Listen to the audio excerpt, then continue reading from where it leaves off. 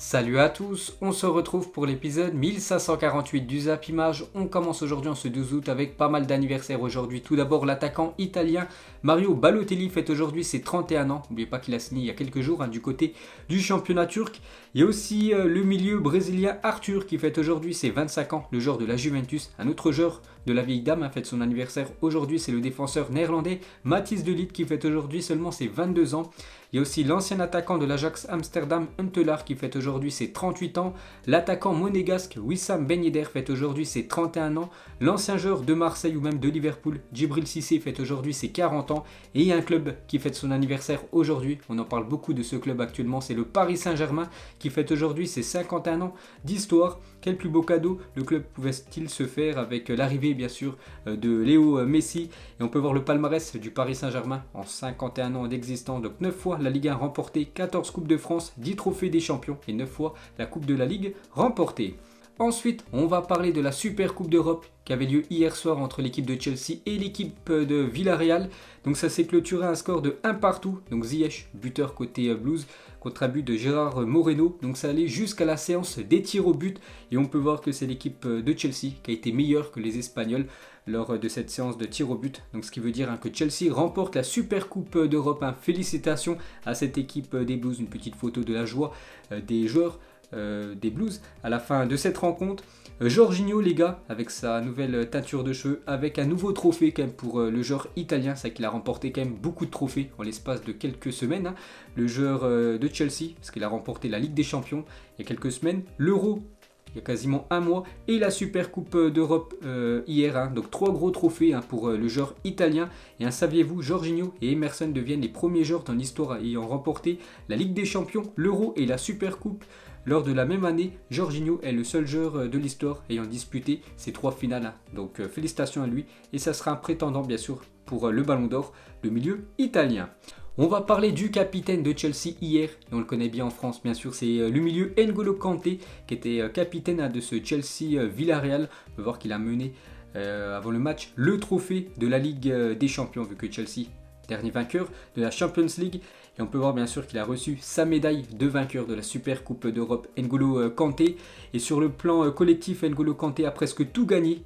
Parce qu'en 2016-2017, vainqueur de la Première Ligue, 2018, vainqueur de la FA Cup, 2018, une fois de plus, la Coupe du Monde, en 2019, la Ligue Europa, 2021, la Ligue des Champions, il y a aussi la Super Coupe d'Europe, donc il manque seulement l'Euro et une Coupe de la Ligue française pour N'Golo Kanté, sinon il aurait tout remporté dans les compétitions où il a évolué, c'est quand même incroyable, le palmarès du milieu N'Golo Kanté. On va parler du coach allemand de cette équipe de Chelsea qui a fait un bien fou depuis son arrivée en janvier dernier. Donc quel coach, janvier 2021, il a pris un Chelsea en difficulté, mai 2021 finaliste de la FA Cup, juin 2021 vainqueur de la Ligue des Champions, en août 2021 vainqueur de la Super Coupe d'Europe. Thomas Tuchel forge le respect, ça qu'il a mené toute son expérience du côté de Chelsea. Et actuellement il remporte trophée sur trophée, l'ancien coach parisien.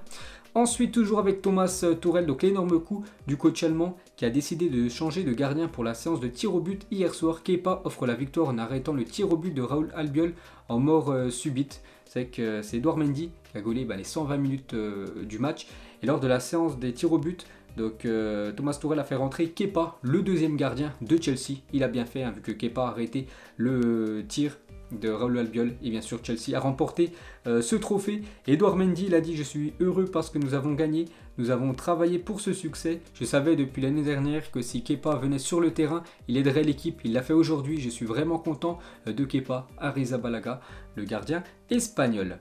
Ensuite, des nouvelles de Hakim Ziyech qui est sorti sur blessure. Hier, un buteur mais blessé, Hakim Ziyech a dû sortir sur blessure lors de la Super Coupe d'Europe face à Villarreal après avoir atterri sur son bras droit sur un corner défensif. Il a été remplacé par l'Américain Christian Pulisic à la 41e minute. Donc il a été buteur, donc décisif hier, le joueur marocain. Et pour finir les gars sur cette finale, on va parler de Pau Torres. Le défenseur espagnol de Villarreal vient de disputer sa 8e prolongation de la saison. C'est incroyable. Regardez toutes les prolongations qu'il a disputées. Le défenseur espagnol, c'est quand même incroyable. Autant de prolongations lors de ces dernières semaines. Ensuite, on revient en France et regardez la une panoramique de l'équipe à retrouver aujourd'hui dans les kiosques. Messi soulève Paris. Donc cette une consacrée bien sûr à l'arrivée de Léo Messi. Donc quelques photos du joueur argentin bien sûr avec ses nouvelles couleurs. Messi avec le numéro 30, Messi avec Nasser, le président du Paris Saint-Germain. Donc hier il est en conférence de presse. Donc quelques déclarations de Léo Messi. Il a dit: je démarre une nouvelle étape dans ma vie et je le fais avec toute la motivation et l'envie de continuer à apprendre chaque jour. On va travailler dur pour atteindre les objectifs du club Allez Paris. Il a aussi dit: je suis très reconnaissant aux supporters parisiens, c'était une folie, ils étaient déjà dehors alors que rien n'était officialisé, merci à eux, on va beaucoup profiter, on espère que ça sera une grande année pour eux et pour nous. Toujours avec Lionel Messi, donc il parle de la Ligue des Champions. C'est difficile de la gagner, il faut un groupe fort. La chance est aussi un facteur. Il est arrivé parfois que la meilleure équipe du monde ne gagne pas. On veut gagner la Ligue des Champions. Donc ça c'est l'objectif ultime de Lionel Messi du côté du Paris Saint-Germain. Gagner la première Ligue des Champions de l'histoire du PSG et lui personnellement de remporter sa 5e. Toujours avec Messi, il a dit: j'ai des amis qui jouent en France. C'est un championnat qui a beaucoup progressé ces dernières années. Il devient plus compétitif. Nouveaux adversaires, nouveaux stades dont je suis très heureux de découvrir. Donc là, il parle par rapport à la Ligue 1, s'il connaissait un petit peu le championnat français. Donc il dit qu'il a hâte de découvrir des nouveaux adversaires et aussi les nouveaux stades. Voilà pour cette future saison pour Léo Messi. Toujours avec lui. Par rapport à son premier match, il a dit: je ne sais pas, j'espère que ça sera le plus tôt possible, j'ai très envie de jouer. Donc normalement il ne devrait pas jouer contre Strasbourg, bien sûr c'est un coup de théâtre après-demain. Donc il devrait jouer certainement le prochain match du Paris Saint-Germain, je crois, c'est du côté de Reims. Toujours avec Lionel Messi, il parle de ce numéro 30. Donc le numéro 30 a été le premier numéro que j'ai porté lorsqu'à Barcelone dans mes premières années. Et après tant de temps, c'est comme si je débutais quelque chose de nouveau. C'est bon de retrouver le 30. Voilà, il portera ce numéro 30, c'est officiel. Léo Messi, il parle de Verratti. Est-ce que Verratti peut être pour le Paris Saint-Germain ce Xavi ou Iniesta ont été au Barça? C'est un journaliste qui lui a posé cette question, il a dit sans aucun doute. Il a démontré que c'était un immense joueur, l'un des meilleurs du monde à son poste. Il a aussi dit, il a prouvé que c'était un grand joueur, un des meilleurs au monde à son poste au FC Barcelone. On a voulu le recruter pendant de longues années. Maintenant c'est l'inverse, c'est moi qui viens ici pour jouer avec lui. C'est un phénomène. Donc il parle de Marco Verratti. C'est un très bel hommage quand même pour le milieu italien. J'espère que ça va fonctionner très très bien entre Verratti et Messi. Et pour finir avec Léo Messi, dernière déclaration de sa part, je suis très heureux, tout le monde sait comment je suis parti de Barcelone, mais à peine arrivé, je me sens très heureux ici. J'ai hâte de commencer à m'entraîner parce que j'ai trop envie de retrouver mes coéquipiers et démarrer cette nouvelle étape qui est le Paris Saint-Germain. Donc normalement, aujourd'hui, c'est le premier entraînement de Lionel Messi. Donc demain les gars, je vous montrerai des photos de Léo Messi du côté du camp d'entraînement du PSG. Cette fois-ci, quelques déclarations de Nasser qui est en conférence de presse bien sûr avec Léo Messi. Donc le président du Paris Saint-Germain a dit: le club va grandir dans tous les sens grâce à Lionel Messi. Vous allez être choqués des chiffres. J'espère qu'il ne demandera pas un nouveau salaire. On suivra toujours les règles du fair play financier. Donc il dit en gros que depuis l'arrivée de Lionel Messi, le Paris Saint-Germain a engendré pas mal de gros bénéfices. Donc bénéfice pour l'équipe française. Donc il parle du fair play financier. J'attendais la question sur le fair play financier. Nous connaissons les règles du fair play financier depuis le début. Nous avons toujours respecté ces règles avec nos juristes et avocats. Si nous avons signé Léo Messi, c'est que nous pouvons le faire. Donc le Paris Saint-Germain pas du tout inquiet par rapport au fair play financier. Tout est en ordre d'après Nasser. Toujours avec le président du Paris Saint-Germain à propos de l'arrivée de Léo Messi en Ligue 1. En termes de retombées sur la Ligue 1, je pense que le championnat monte d'un niveau. Les autres présidents m'ont remercié de l'arrivée de Léo. On ne l'a pas fait seulement pour le club, mais aussi pour la France. C'est quand même un événement les gars pour le championnat français d'accueillir peut-être le meilleur joueur de l'histoire du football, c'est quand même incroyable. Donc par exemple Gérard Lopez, propriétaire des Girondins de Bordeaux, il a dit: pour moi ce que fait le Paris Saint-Germain est une chance incroyable pour la Ligue 1 et je félicite Nasser pour ce qui est un des transferts les plus importants que le foot n'ait jamais connu, la signature de Léo Messi dans le championnat français. Toujours avec Nasser, il a dit: les supporters, on a senti quelque chose de vraiment spécial, même lui, donc Messi, on parlait hier, il me disait: je n'ai jamais senti ça, jamais vu ça de ma vie, nos supporters sont les meilleurs du monde, je suis très fier d'eux par rapport à l'accueil merveilleux qu'ont fait tous les supporters parisiens avec l'arrivée de l'Argentin. Toujours avec le président du Paris Saint-Germain, il parle du stade, donc le Parc des Princes. J'adore le Parc des Princes, mais on a besoin de l'agrandir, c'est important pour le futur, chaque grand club possède un stade avec 80 000 spectateurs, on ne veut pas prendre de retard. Donc voilà l'objectif maintenant de Nasser. Donc c'est tout simplement agrandir le Parc des Princes. Mais pour les Parisiens, vous savez que le Parc des Princes est situé quand même déjà en plein Paris, donc c'est compliqué à faire des travaux, et il est surtout au-dessus du périph', donc c'est pour ça que 80 000 spectateurs, ce serait très compliqué d'augmenter autant la capacité. Donc actuellement, à guichet fermé, le Parc des Princes a un peu plus de 49 500 supporters. Donc 80 000, je pense que ça va être trop. Mais pourquoi pas essayer d'augmenter 60 voire 65 000 max la capacité du Parc des Princes. Ça c'est réalisable. Donc vraiment ça venait à se faire. J'ai vu des infos que le Paris Saint-Germain jouerait pendant 1 voire 2 ans du côté du Stade de France. Et pour finir avec le président du Paris Saint-Germain, donc une question bien sûr a été posée par rapport à l'avenir de Kylian Mbappé. Il a dit Kylian est compétitif, il a dit publiquement qu'il voulait une équipe compétitive. Là je pense qu'il n'y a plus d'excuses pour ne pas prolonger du côté du Paris Saint-Germain. Et voilà les gars, Kylian Mbappé, j'ai vraiment l'impression qu'il veut quitter cette équipe du Paris Saint-Germain. Et d'après ce journaliste, donc Kylian Mbappé veut partir, il a demandé son bon de sortie et ne souhaite pas prolonger. Soit c'est le Real Madrid cet été, soit un départ libre dans un an. Il avait déjà prévenu il y a plusieurs semaines qu'il ne souhaitait pas jouer avec Léo Messi. Donc je ne sais pas si cette info est fiable, mais d'après le silence quand même de Kylian Mbappé depuis pas mal de semaines, voilà, ça veut tout dire. Kylian Mbappé veut quitter l'équipe du Paris Saint-Germain. Il veut rejoindre cette équipe du Real Madrid. Donc n'oubliez pas que la fin de son contrat, c'est en juin 2022. Donc il y a plusieurs options qui se présentent pour le Paris Saint-Germain. Soit le conserver une année supplémentaire. Donc il jouera avec Messi et Neymar. Mais partir libre l'année prochaine, certainement au Real Madrid. Ça sera un gros coup dur quand même pour le Paris Saint-Germain qui a investi plus de 185 millions d'euros sur l'ancien joueur de Monaco, ou soit le vendre dès cet été et récupérer bien sûr de l'argent vu qu'il est encore sous contrat, peut-être 110 millions d'euros, ce qui est quand même pas négligeable. Donc on verra les gars, l'avenir de Kylian Mbappé, ça devrait quand même commencer à s'accélérer parce que voilà, s'il prolonge ou s'il quitte le club, ça devrait se faire avant le 31 août, donc il reste une vingtaine de jours. Donc toujours très indécis, mais pour moi là, Kylian Mbappé les gars a vraiment l'objectif Real Madrid en tête et veut plus du tout prolonger du côté du Paris Saint-Germain. Ensuite, on revient sur Léo Messi et son salaire est connu. Donc Lionel Messi va percevoir un salaire de 41 millions d'euros net par an au Paris Saint-Germain. Il devient ainsi le joueur le mieux payé de l'histoire de la Ligue 1 devant Neymar. Neymar c'est 37 millions d'euros net et Messi c'est 41 millions d'euros net. Bien sûr c'est des énormes salaires. Et concernant l'arrivée de Léo Messi au Paris Saint-Germain, ne devrait rien coûter au club de la capitale. Selon Vincent Chaudel, fondateur de l'Observatoire du Sport Business, la Pulga devrait rapporter 30 millions d'euros rien que pour la vente de maillots, alors que l'Argentin touchera environ 40 millions d'euros de salaire. Donc c'est vrai que vous savez que Messi va faire vendre beaucoup de maillots du Paris Saint-Germain un peu partout dans le monde.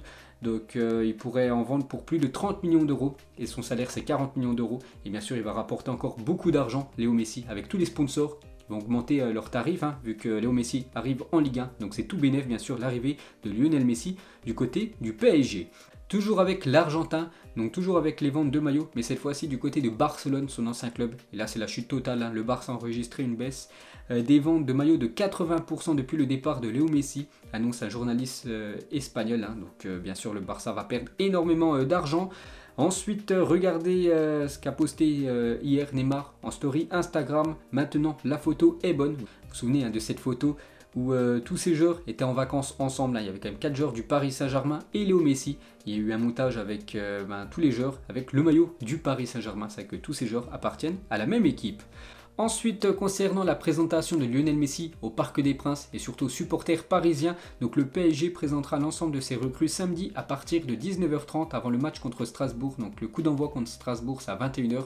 Donc à 19h30, toutes les recrues du PSG, donc Donnarumma, Hakimi, Sergio Ramos, Wijnaldum, et en dernier bien sûr Léo Messi. Donc toutes ces recrues seront présentées à 19h30 au Parc des Princes. N'oubliez pas, il y aura quand même plus de 49 000 spectateurs qui sont prévus. Le match est à guichet fermé contre Strasbourg samedi soir. Ensuite, le tweet officialisant la signature de Lionel Messi cumule en seulement 12 heures 3 fois plus de retweets que celui de l'annonce de la Juventus pour Cristiano Ronaldo il y a 3 ans. Donc le 10 juillet 2018, quand CR7 avait signé du côté de la Juventus, la Juve avait mis cette annonce. On peut voir qu'il y a eu plus de 83 000 retweets. Et concernant l'arrivée de Lionel Messi, donc 12 heures après, il y a eu déjà plus de 243 000 retweets. Donc beaucoup plus de retweets pour Lionel Messi au Paris Saint-Germain que CR7 du côté de la Juventus. Toujours avec l'arrivée de Léo Messi par rapport aux réseaux sociaux du Paris Saint-Germain, on peut voir que le PSG sur son compte Instagram a gagné beaucoup de followers. Donc ça c'était le compte Instagram du Paris Saint-Germain avant l'annonce de Lionel Messi, donc 39 millions de followers. Et quelques heures après les gars, 44 millions de followers. Donc en l'espace on va dire de 24 heures, le Paris Saint-Germain a gagné quand même plus de 5 millions de followers sur son compte Instagram. Et pour finir avec les chiffres et les réseaux sociaux, donc cette photo de Lionel Messi, n'oubliez pas que c'est la photo la plus likée de l'histoire de Instagram pour un sportif, bien sûr. Donc plus de 21 782 000 j'aime. Donc c'était Messi quand il avait remporté la Copa América avec l'Argentine, c'était il y a quasiment un mois. Et on peut voir que hier, donc Lionel Messi a mis sur son compte Instagram donc son arrivée au Paris Saint-Germain. Et on peut voir en moins de 24 heures, il est déjà à plus de 17 millions de j'aime. Donc en gros, il pourrait devenir, avec cette publication, la photo la plus likée de Instagram pour un sportif. Ensuite, on va parler de l'été de Lionel Messi. C'est qu'en 2021, il a vécu pas mal de choses, Léo Messi. Donc le 10 juillet, donc il y a quasiment un mois jour pour jour, il remporte la Copa América avec l'Argentine. Et le 10 août, donc un mois plus tard, jour pour jour, il signe du côté du Paris Saint-Germain. Toujours avec Léo Messi et son arrivée, c'est quand même incroyable l'arrivée de Léo Messi en Ligue 1. Grosse ambiance au parc pour Lionel Messi lors de la présentation qu'il a faite hier avec tous les supporters. Quelques photos bien sûr de l'Argentin. Et on peut voir que Sergio Ramos a mis ce post Instagram hier. Qui aurait pu nous le dire, n'est-ce pas Léo? Bienvenue Sergio Ramos sur Instagram par rapport à l'arrivée de Lionel Messi. N'oubliez pas que c'est les deux derniers capitaines du Real et du Barça. Ces deux-là se sont rencontrés souvent ces dernières années lors des Clasico espagnols. Et maintenant les deux évoluent ensemble du côté du championnat français. Et ce petit montage, frère, écoute Messi dans notre équipe, maintenant ne le tacle pas. C'est que lors des Clasico, souvent Sergio Ramos joue très très dur sur Lionel Messi. Et on peut voir que SR4 aurait proposé à Lionel Messi et à sa famille de les héberger chez lui, le temps que l'Argentin trouve un logement à Paris. Le sextuple Ballon d'Or et ses proches ont décliné, préférant l'hôtel, avant bien sûr de trouver une maison du côté de Paris. Ensuite, on va parler du commentateur de beIN Sport, Omar Da Fonseca, donc argentin, est très content de l'arrivée de Lionel Messi. Et hier, on l'a entendu lors de la conférence de presse, donc il hurlait bien sûr Lionel Messi, vu qu'il était très heureux de son arrivée en France. Donc Omar Da Fonseca sur les critiques de certains journalistes suite à son craquage. Par moment en France, on était assez froid, mais mince, c'est historique de voir Messi assis ici avec le maillot du Paris Saint-Germain. Laissons-nous aller. Je suis consultant, pas journaliste, et j'ai 63 balais. J'étais heureux et j'ai voulu le montrer, expliquer Da Fonseca sur son attitude. On m'a dit que ce n'était pas l'endroit pour faire cela, mais qui détermine cela? J'ai respecté la conférence, j'ai attendu la fin, avant que Omar Da Fonseca, bien sûr, hurle, scande le nom Léo Messi en fin de conférence de presse. Donc on peut le comprendre, voilà, Omar Da Fonseca, moi je trouve pas du tout ça choquant. Pourtant il y a des journalistes qui ont critiqué l'attitude du commentateur de beIN Sport. Donc en même temps, il est très fan bien sûr du joueur Lionel Messi. Et pour ceux qui ont beIN Sport, vous savez que lui et son duo Benjamin Da Silva, donc quand à chaque fois il commente le FC Barcelone et Lionel Messi dans les années avant, c'était à chaque fois le feu. Et toujours avec Omar Da Fonseca, donc il a parlé à Lionel Messi hier. Il a dit: je lui ai confié la joie que j'avais de le voir ici. Ensuite, je lui ai proposé de l'aider s'il en avait besoin. Je suis argentin comme lui et cela fait 40 ans que je vis en France. Ensuite, une déclaration de Fabregas, très grand copain de Lionel Messi, donc le joueur de l'AS Monaco. Il a dit: Messi, j'attends de le voir jouer avec Paris avec excitation, comme j'ai beaucoup d'excitation aussi de pouvoir jouer contre lui et Paris encore plus que l'an dernier, bien sûr, vu que Monaco va jouer contre le Paris Saint-Germain en Ligue 1. On peut voir la famille Messi dans son nouveau jardin, le Parc des Princes, donc Messi avec ses 3 enfants et sa femme. Et pour finir avec Lionel Messi, donc il a fait cette tête lors de la conférence de presse, donc heureux, on peut dire, Lionel Messi du côté du PSG. Ensuite, toujours avec le Paris Saint-Germain, donc il y a un an, jour pour jour, le Paris Saint-Germain vivait un match à rebondissement face à l'Atalanta en quart de finale de Ligue des Champions. 2 buts dans le temps additionnel pour s'imposer 2-1 contre les Italiens à la 90e et à la 93e minute. N'oubliez pas que le PSG allait se faire éliminer, mais dans le temps additionnel, ils ont renversé le match et se qualifié pour les demi-finales. Ensuite, le champion olympique Richarlison a fait son retour à l'entraînement avec Everton sous les applaudissements de ses coéquipiers. L'attaquant brésilien, n'oubliez pas qu'il a terminé meilleur buteur des Jeux Olympiques. Richarlison, on peut voir qu'il était de retour hier à l'entraînement du côté de son club de Everton en Angleterre. Des nouvelles de Marcus Rashford, des mauvaises nouvelles pour l'attaquant anglais, parce qu'il a été opéré de l'épaule et sera éloigné des terrains environ 3 mois. Donc retour pour lui fin novembre. Pour le joueur de Manchester United, Phil Foden aussi blessé, officiel, touche au pied. Phil Foden manquera à la reprise du championnat et sera forfait entre 3 et 4 semaines pour le joueur anglais. Et on peut voir que City aura entamé des discussions avec le clan Foden pour prolonger le contrat du joueur jusqu'en 2027. Et pour finir ce Zap Image, donc mettez-moi en commentaire pour ceux qui veulent bleu ou blanc, choisis ta couleur, qu'est-ce qui est le plus improbable selon toi et qui s'est réalisé ces dernières semaines. Donc Lionel Messi qui signe au Paris Saint-Germain ou le retour de Karim Benzema en équipe de France. Là il y a duel, donc n'hésitez pas à mettre en commentaire. Donc moi j'ai répondu, pour moi le plus improbable, c'est Lionel Messi qui signe au Paris Saint-Germain. On peut voir qu'il y a eu plus de 1600 votes sur le Twitter de PFC.